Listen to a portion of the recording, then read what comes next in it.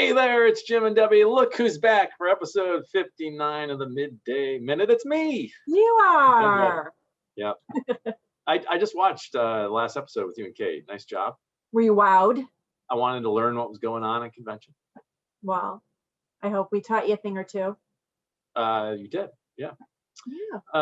So on today's episode of the Minute, we're going to be sharing some field notes, which is something we like to do whenever one of us and the staff has been out in the field, and two of us have been out in the field. I am just returned from a trip to Georgia for their state convention to Jekyll Island, Georgia. So I will talk a little bit about that, and then we're going to bring our guest out, Grace Roebuck from the Scholarships Department, our fellow, and she's recently, like really recently, returned.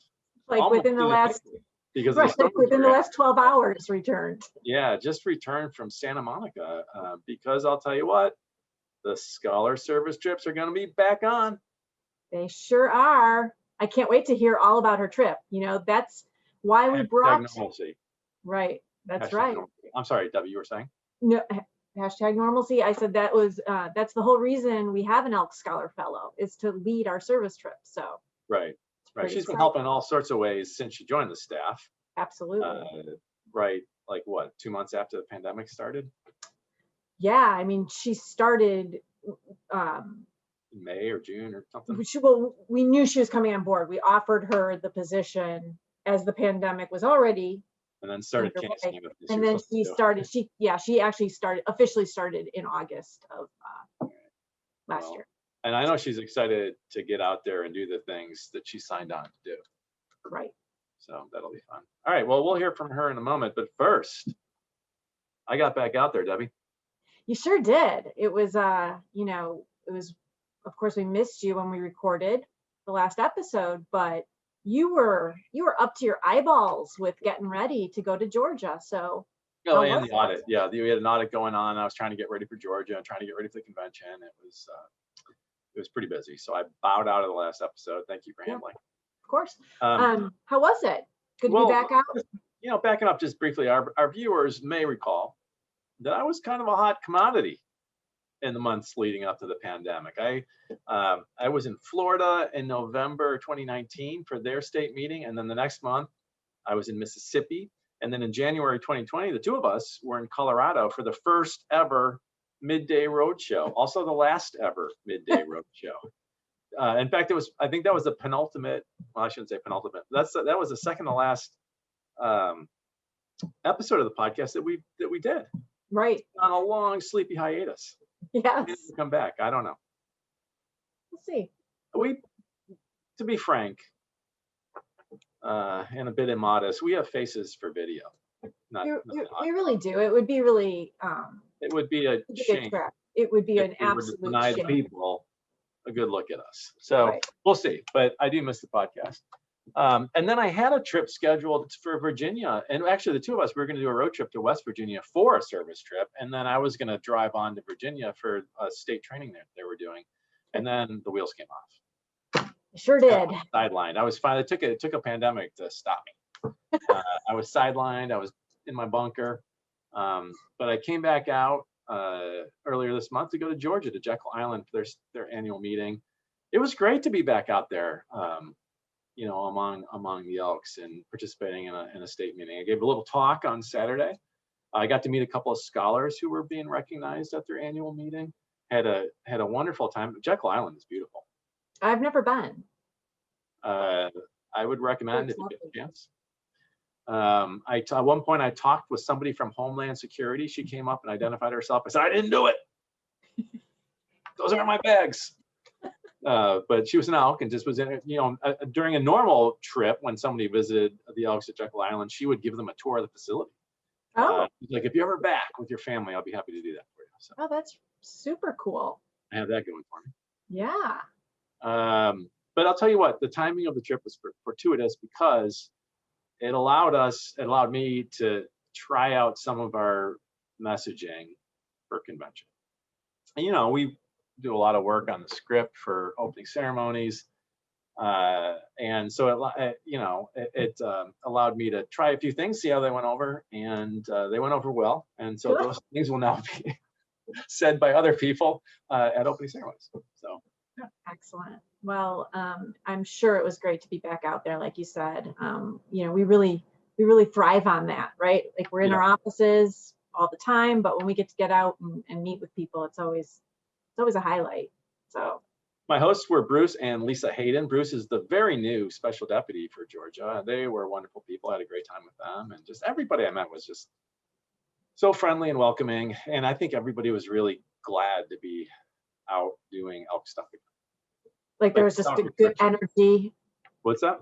Good energy throughout the weekend because everybody. Yeah, there were some people grousing. There was a silent auction at one of the functions, and some of the people were grousing a little bit about the quality of the items in the auction. But I think the reality is right now it's a little tough for people to get donations for those things. You know what I mean? Yeah, that makes sense. Yeah, it's going to take some time for everything to get back to normal. But for one weekend at least, if you didn't look too closely, it seems completely normal. It was really nice. Well, I love it, and I am very much looking forward to being able to see everybody in Tampa. But before that, I can't wait to hear all about the service trip planning. Should we bring Grace out here? Yeah, let's bring her out. Okay. Let me see. Here she is, coming in hot. Straight from the tarmac to our show. It's Grace Roebuck. Grace, welcome back to the show. You're just returned barely from Santa Monica. How was it?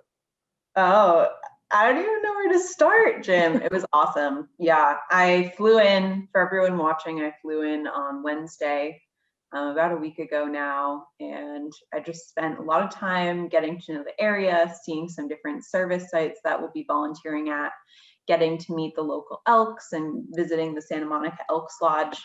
And so, yeah, it was a lot of fun.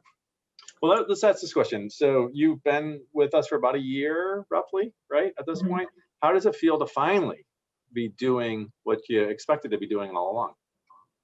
Oh my gosh, it's so exciting. The whole reason why I fell in love with the foundation, beyond the initial scholarship, was through these service trips. And getting to meet some of the coolest people, scholars from all across the country, doing most interesting things. I'm still in touch with some of them today, and now some of my friends are going off to med school, and some are still in school, some have graduated, some are starting families. It's just crazy, the kind of people that you meet, both scholars and Elks. So I'm just so excited to be able to get back into planning the trips and give other scholars the chance to kind of forge those relationships and get to know the Elks Foundation in that way. How many service trips did you attend as a participant? So my first one was Dallas, winter 2017, I believe. And then I did a Chicago trip in the summer. So you were a freshman then for that one, correct? You had just again in 2016. Got excited about the service trips, signed on. And that would have been probably the first opportunity for you to do that, right? Maybe second with the summer. Yeah. Well, I would have signed up for that summer trip. I was so excited after I heard about them, but I wasn't 18 until September. So yeah, I had to cool my tail feathers for a minute. But yeah, I did Dallas and then I did Chicago. And it's funny, every time it's like there's something interesting that happens with my travel for these trips. In Dallas, it was a snowstorm, so I hopped on a train down to Baltimore overnight to catch my connecting flight. And in Chicago, I was coming from a conference in Puerto Rico, and for the MBS weekend, that was San Antonio. And then for the MBS weekend, I actually came from a trip in California. So yeah, it's almost full circle now. You're from Rhode Island, but you were in like some remote part of California, right? For the leadership. For the leadership weekend back in 2016. So you got right into it when you could for the Dallas trip, which was a great trip. Of course, Grapevine Lodge helped out a lot. Didn't you go line dancing there?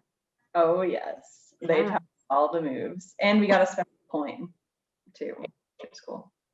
And you did, so you mentioned 150. You were one of the 150 scholars who joined the Elks for their 150th anniversary celebration, their sesquicentennial in San Antonio. That was awesome. And now here you are, ready to lead some service trips of your own. Now they're going to look a little bit different. Why don't you talk about that? Sure. So this summer, what we normally do is we have 3 service trips throughout the year. One in the summer, one in the winter near the scholars' winter break, and one over in the spring over their spring break. And this year, instead of doing a week-long service trip, we've decided to do 3 mini trips. And we're really trying to target scholars from local or regional areas, somewhere that they might be able to drive in, somewhere that they can stay connected with the scholars after in a more personal capacity. And because of the pandemic, we're just really trying to be conscious of being safe for the scholars, being safe for our service sites, and being safe for the Elks that we're going to be meeting. So we're moving at different speeds as far as, we talked about earlier, # normalcy, right? We're all kind of returning to that at different speeds. So I think it makes sense to ease into it. Definitely. And then we'll be back to our normal service trip starting this winter. There was a time earlier in the year that we actually thought come, July, that we were going to be able to have kind of a normal service trip. And we were thinking that it would be in Tampa. But just things were just too uncertain for too long. And so we stepped back from that. And I think we came up with a really good solution. And Grace, you surveyed the scholars to see where they'd be interested in having a trip, a mini trip. And Chicago, Santa Monica, and Boston were the top 3, right? They were the top 3. So we know that our scholars want to go to these places or will already be in these places.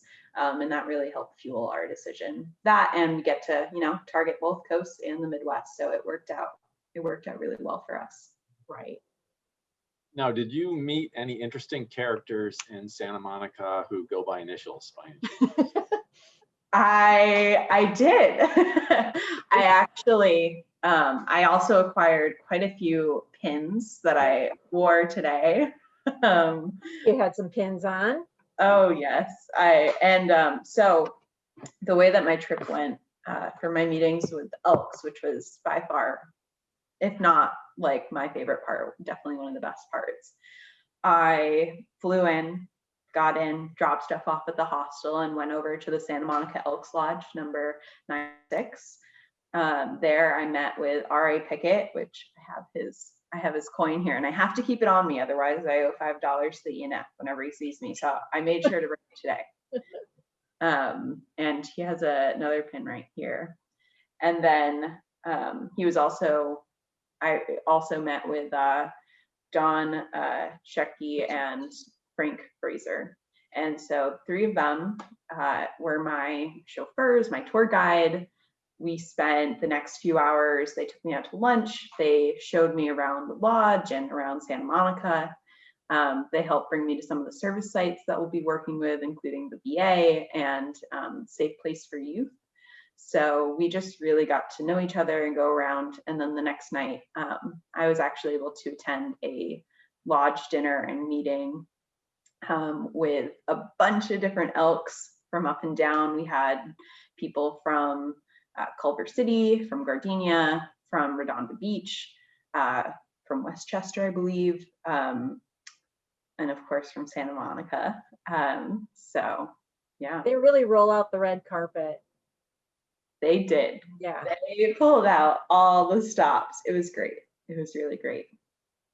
Also nice that we were there back in the winter service trip 2018 was in Santa Monica. So they helped us plan that. And it was nice that you were able to kind of follow in some of the footprints that we established back then, right? To make it even just a little bit, easier for you as you were out there trying to get the lay of the land. Yes, definitely. I even had a call with Jenna, our past fellow, and she was super helpful in helping me kind of, learn about the things that I wouldn't even think about and give some advice for this trip and just for the trips in general. So it was super helpful to have kind of that layout from 2018 to fall back on. So when will the Santa Monica trip happen? That is a great question, because I hope everyone watching this, if you're a scholar, will apply. It will be Wednesday, August 4th. That's when scholars can come in, get settled, kind of have that night to connect and get to know each other. And then we'll serve throughout the day, both Thursday and Friday, the 5th and the 6th of August. And then scholars can leave throughout the day on the 7th, or they can even stick around, hang out with some other scholars in lodges and get to see a little more of Santa Monica. And how many are we hoping for again? This year, we're limiting it to 12 spots instead of around our normal 20. Okay. For each trip. Yes, for each trip. Mm-hmm. Well, that's exciting. Yeah. What are the other caveats, Grace? I know you had mentioned, because of the ongoing pandemic, we're hoping to get scholars that live in driving distance to each of these cities. Yeah. So, but welcome. Any scholar is welcome to apply, but preference is going to be given to those who actually don't need to get on a plane or a train or whatever. They can just drive on over and stay at the hostel for a couple nights and serve. Exactly. Yeah. I mean, all scholars, if you're interested, should definitely apply. But like Debbie said, we'll prioritize the people who kind of make the most sense transportation-wise, closest to the service sites and cities. And so in addition to Santa Monica, we'll also be doing Chicago and Boston. And the, I guess, nitpicky things that we're trying to make sure that we do, especially to make sure that we're safe, for the service sites and the hostels, and some of these places also require it. We're doing, you're required to show either proof of vaccination or proof of a negative COVID test within 72 hours of arrival. So that's how we're going to stay safe. We're going to require masks be worn, of course, at all the service sites. And depending on our housing situation, they may also require it, except for inside of where you'll be sleeping. So that's, that's how we're trying to stay safe, even as we're coming to the end, hopefully the end. Hopefully. Yeah, hopefully the end. Right. And the applications are posted? They're posted. You can go to ScholarWeb under the service trips tab under opportunities, and you'll be able to see the service trips and apply for either Santa Monica, Chicago, or Boston. You can also, we have this year, it's exciting because this is the first time that we can use it, but one of our Elks scholars has actually started a travel fund. So if anyone's facing financial hardship, either with the participation fee or your transportation to and from, all the other expenses are covered. So you won't have to worry about food or lodging or anything like that. But if you face any financial hardship with those things, then you can apply for our fund, and that way hopefully we'll be able to help alleviate those costs for you. Right, because a lot of the students who, or the scholars who go on these trips are still in school. Right. So they haven't got their footing yet, right? So I'm sure many of them would appreciate the opportunity to apply for those funds. Right. Definitely. So what are the Chicago dates? Chicago dates are Tuesday, July 20th. Mm-hmm. Make sure I'm not. Yeah, I think it's yes, Tuesday, July 20th. Perfect. To the 23rd. And our dates kind of vary from starting on Tuesday, Wednesday, and Thursday, and it's just based on the service sites and when they can accommodate us. And you found a hostel kind of in our backyard of the Elks headquarters, so you'll be staying close by. I'm very excited for this hostel. Very excited. It's right in Lincoln Park. It's walking distance, super safe, around the corner from some of the service sites, and they have free popcorn. Oh, yeah. Nice. And Boston seems like a curious choice for the third one because that's not a big college town. Yeah, not a big college town at all. Yeah, we're worried about that one. We're not going to get enough. Right. What one of those dates? So Boston will be Thursday, August 19th.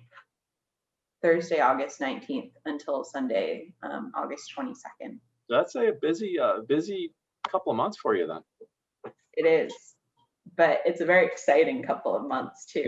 Yeah, it sounds great. And then again, the plan is, assuming continued progress, that the winter would be business as usual service trip, right? Yeah. Yes. Well, that's exciting. You want to let everybody know what we're thinking for the winter trip? You want breaking news here? I mean, nothing's official, so Nothing's this is official. what we're looking into. But between friends, we're Between thinking it'll be Miami. A lot of great Elks there. Great place to go in the winter. So yeah, that's what we're hoping for. That's exciting. Yep. And then the Any spring final trip. thoughts for us, Grace? No, I'm very excited for the service trips, and I'm so grateful to the Elks who were able to show me around and come and meet with me in my time in Santa Monica. They made the trip so much better. And I hope that all the other scholars watching this are going to get a chance to meet them too. It's always funny when you're out there in the field to be treated like a dignitary, you know. I know. This organization, you guys are the dignitaries, not me. It's so funny that you say that, because on our tour, every time I got out, RA always opened the door for me. So I felt very, fancy. Yeah. Like my hosts in Georgia were carrying my bags and stuff and wouldn't let me do anything and let me sit up front and all that stuff, you know. Yeah. He also took me to all the best dessert places. We got some great donuts. So if you're watching this and you like any kind of treat, there will definitely be some of that in your future. Sweet. Well, it's a great group to show you around. Yes, definitely. All right, Grace. Well, thanks for joining the show. And we look forward to hearing the after action reports on these trips. Maybe we can have you back on the show in September to kind of review them. That sounds great. Okay. All right. Thanks so much, Jim and Debbie. Bye, Grace. Thanks so much. Bye. Bye.